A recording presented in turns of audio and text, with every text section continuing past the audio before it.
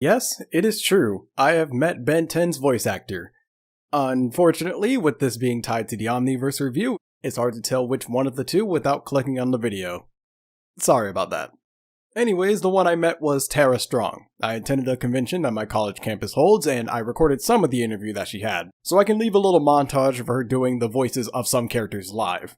So I thought I was gonna book Starfire because the character description said she's a grown-up Bubbles. Well, I'm grown-up Bubbles! So I thought I'm definitely gonna book Starfire. The director Andrea Romano, Glenn Murakami, the creators and writers are standing, and I'm like, can I try one more thing?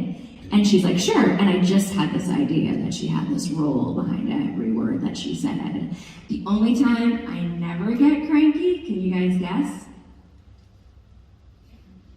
If it's a video game with Miss Harley Quinn.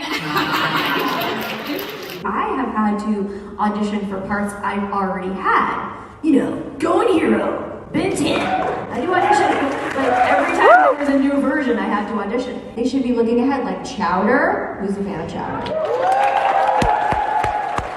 Chowder, do you have gum? I wish you wouldn't make me say shit. I'll say shit. It just seems too aggressive for Timmy to say the F word. How about Raven? No, fuck that. I also got her to sign a Fairly OddParents game. I didn't have a Ben 10 game at the time, so this was the best I could do. And knowing my luck, this game is probably going to suck whenever I get around to it.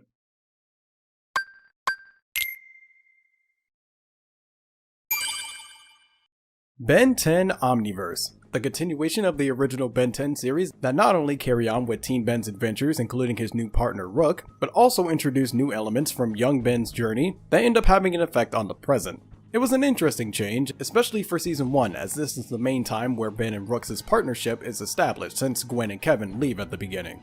I bring up the first season in particular because this game was released at the end of said season, which is surprisingly not the first time that has happened. I just never realized it before this point. Still, part of me is worried for some reason. Maybe because it's been a while since the last big Ben 10 game, but still Cosmic Destruction was really good. Then again, I got my hopes up with the Madagascar 3 game, and look where that got me. Maybe I should see who made this one. No. Basing all your information on a Wikipedia article? Probably not your smartest decision. So not only are these guys responsible for the Madagascar 3 blunder I just mentioned, they also made the Ben 10 Alien Force game, my least favorite Ben 10 game. Well, they also made Galactic Racing and you like that. Only because I'm comparing that one to the other racing games I've reviewed. Their best game so far is an alright racing game. I think my worries are justified. Today, I'll be looking at the Ben 10 Omniverse video game. Let's really hope this isn't too bad.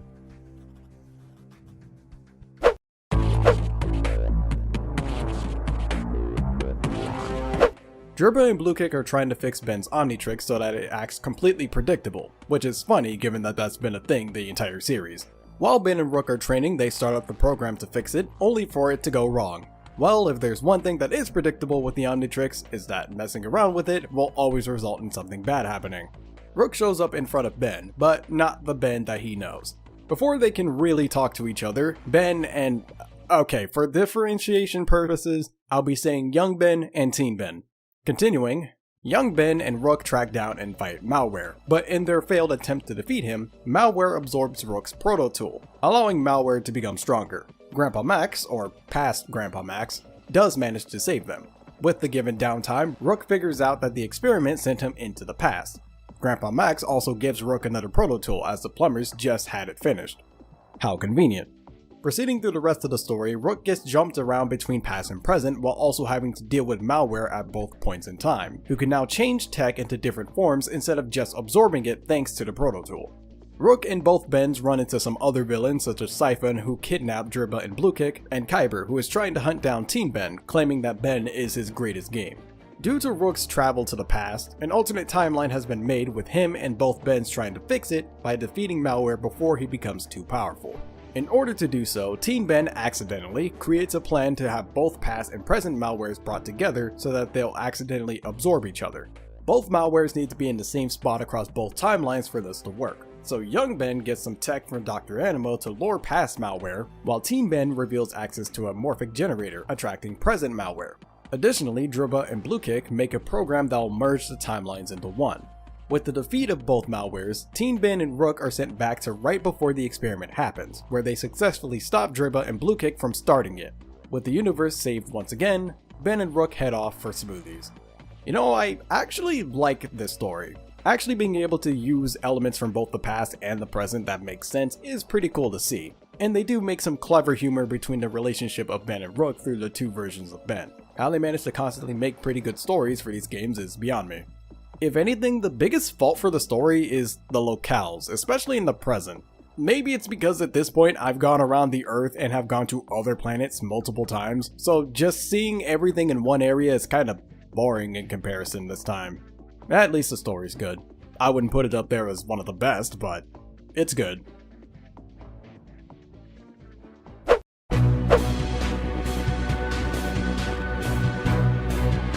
As far as the art style goes, I'd say it's pretty good. Aliens and humans actually look consistent between each other, which is something I've brought up for a long while. Honestly, the last time they were consistent, and we're talking about game release order here, was Rise of Hex.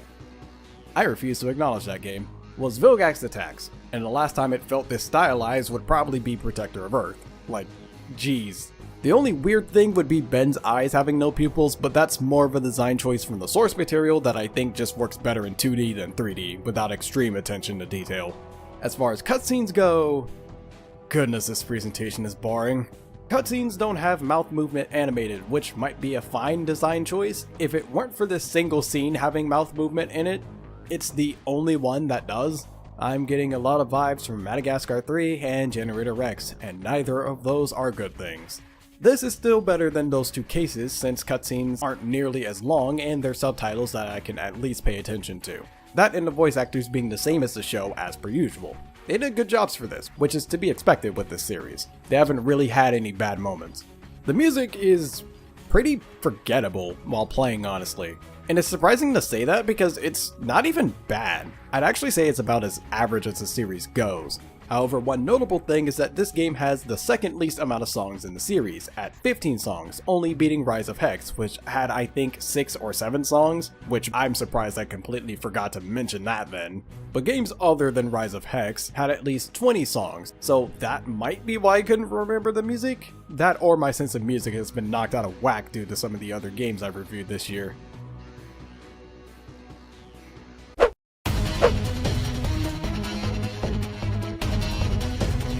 This game plays most similarly to Protector of Earth and Alien Force, where you're able to switch between multiple aliens to beat up enemies, cross gaps, and complete puzzles. Switching between Ben and his aliens refills your health, and grabbing some collectibles will do the same, as well as refill your Omnitrix gauge.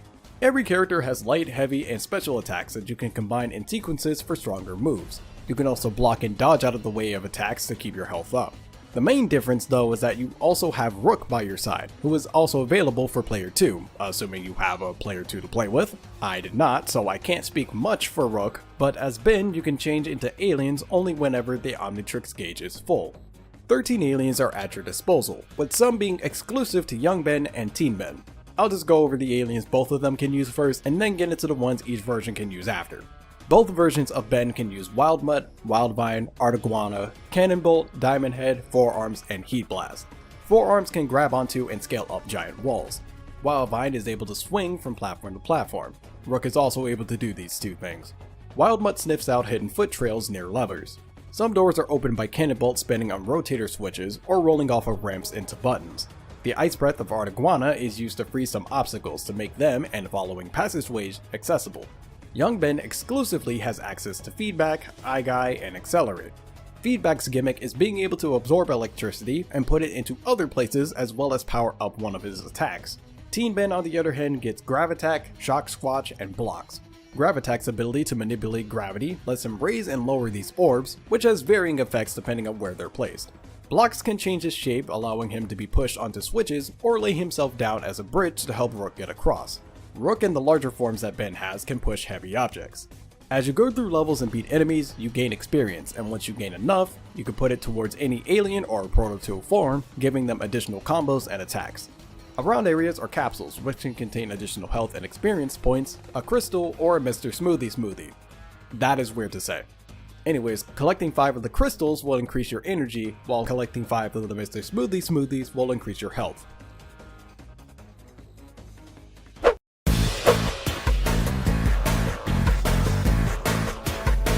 So, this game has the most aliens that you can use to date, and with there being old aliens having their video game debut alongside the new ones, I could calmly say, Upchuck is still a handheld version exclusive alien because of course he is, wouldn't be my video if I didn't mention that, but I don't really care about that running gag right now, and as much as I want to shout about this, I want to not be kicked out of a house, so to emphasize my excitement, I will instead whisper. I can finally play as Diamond Head. I've wanted to play as this guy since day freaking 1, and he's so cool and fun to use. Woo! Yeah, baby! That's what I've been waiting for. That's what it's all about. Woo! Some of the other aliens are cool too, because at a certain point, combos are actually pretty fun to pull off, whether that be from an alien all on their own, or from combining abilities between multiple forms. Also, there are some stupidly fun moves to use in this game because of how gigantic they are. Aliens also have a variety of applications in combat. Some do well at knocking enemies off of ledges, others are great for crowd control by having large attacks or multi-directional projectiles. Others are better for boss fights as they are more effective at damaging a single enemy than others. Some are mainly used to set up for other characters. Then there's all-arounders who don't really exceed at any one aspect but are pretty decent in every scenario. And some aliens even have aspects of elemental damage by taking reduced damage from some attacks and increased damage from others, creating another risk/reward factor for which aliens you choose. Also, even though you can only have 4 aliens out at a time, you can technically change what those 4 aliens are at any point in time. Unfortunately, I don't know how playing as Rook is, since you can't play as him without a second person, which again I did not have for this, but he at least isn't complete fodder for player 2. While he has less alternate forms than Ben, he can upgrade all of his forms to level 5, where Ben can only go up to level 3. Rook can even upgrade his unarmed form, with normal Ben staying at level 1. Rook's upgrades are also automatically applied throughout the game, so whenever a second player joins, they have the same amount of power as player 1. They did a very good job for second player consideration, given that this is the first mainline Ben 10 game to have multiplayer.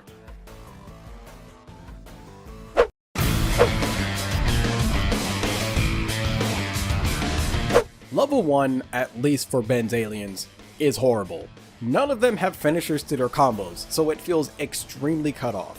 Some aliens can still play well without a finisher by either having a built-in launcher for their first 2 attacks along with special moves to combo off of, or use in place of finishers, but others don't, making them incredibly clunky to play as until you put them at level 2.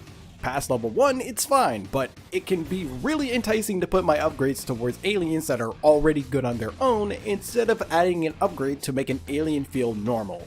Now, this hasn't been a problem with any other game, and for all the balancing issues that Protector of Earth has, even the first game didn't feel like this, and that is a very big problem. And I know the reason for this is because you need something to make you stronger for your levels, but I shouldn't have the bare minimum reduced to make my upper levels feel stronger. Maybe have finishers at level 1, level 2 adds more moves, and level 3 maybe adds an additional move, but also lowers how much damage some elemental attacks do to certain aliens or have their blocks become unique, like Diamond Head can reflect certain projectiles. Also, normal Ben himself can stun lock most enemies. Any of his attacks can send enemies in an endless string until they die with almost no means of retaliating.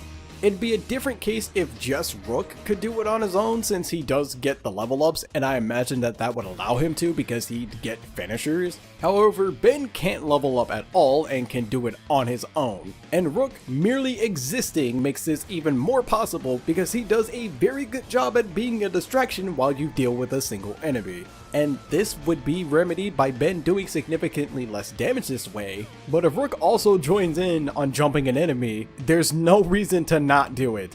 By the way, can I just say that the enemy variation is some of the worst in the series? Maybe that's a hot take, but I swear if I see another Megawatt or Burrito Brother clone, I'm gonna lose my mind.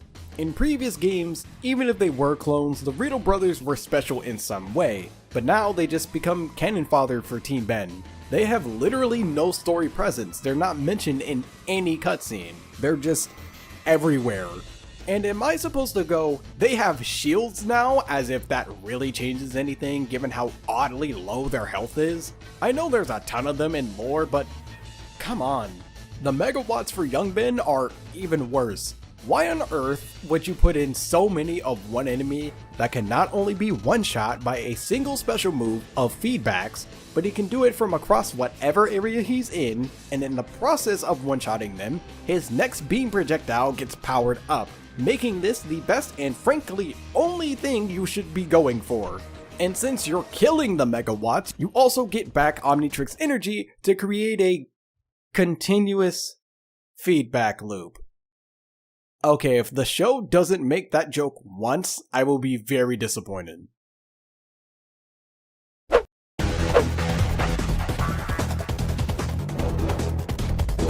So, I'm not sure if it's just Monkey Bar Games or if it's because of some aspects of the gameplay, but they really like long levels in mainline Ben 10 games for some reason. It's thankfully not as bad as Alien Force because here there are save points that you can use for breaks, but given that the only times I've ever brought this up with Ben 10 are from the Monkey Bar games, you'd think that a bigger change would happen there, because without save points, this 100% would have been a negative.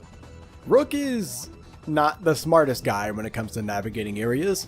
He'll end up very carelessly getting himself killed very often by the environment, and he can also block some of your attacks, which is very annoying for energy costly attacks. However, whenever Rook dies, he's only gone for a few seconds, and some attacks also have so many hitboxes that it basically doesn't matter.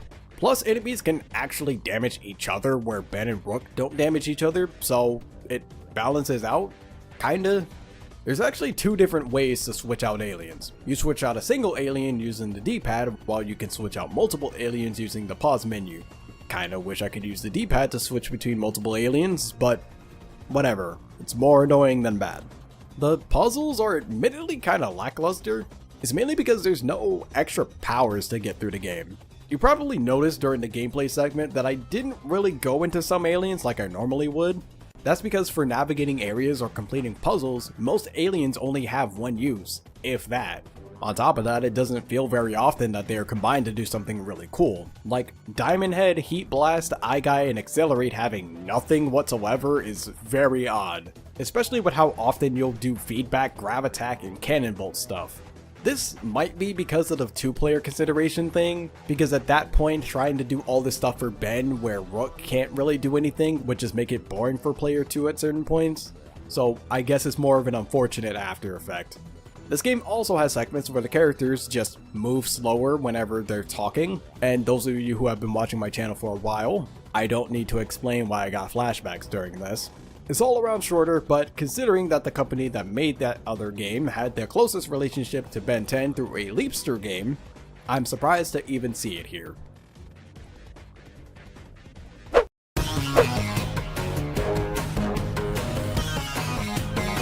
This is probably the most average Ben 10 game out of all of them so far. Which, thinking about that, is kinda surprising that I've never had that opinion so far aside from debatably Galactic Racing. The Ben 10 games are typically either above average or really bad, and considering the thought process I had the moment I had to tie this game to the games associated with the lower half, this is, thankfully, better than I expected it to be. It could definitely be a lot better, but at the very least, my thoughts on it are more positive than negative.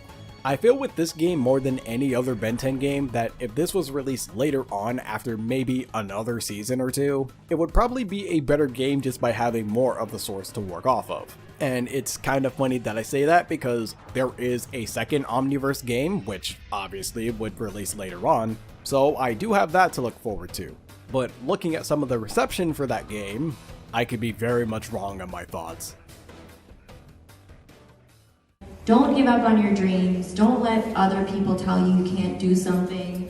You're not alone in feeling nervous or not good enough. I just want your positive and light voice to be stronger so that you succeed, because you all can. I just want to wish you all that luck. What's going on, my fellow residents? It's me, TheFrozenCavern, and thank you guys for making it to the end of this video.